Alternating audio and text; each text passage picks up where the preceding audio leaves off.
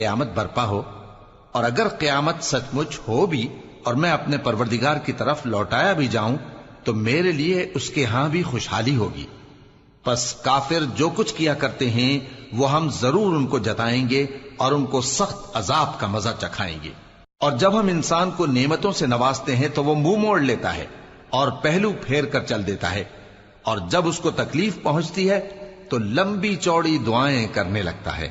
کہو کہ بھلا دیکھو تو اگر یہ قرآن اللہ کی طرف سے ہو پھر بھی تم اس سے انکار کرو تو اس سے بڑھ کر کون گمراہ ہے جو حق کی مخالفت میں دور نکل گیا ہو۔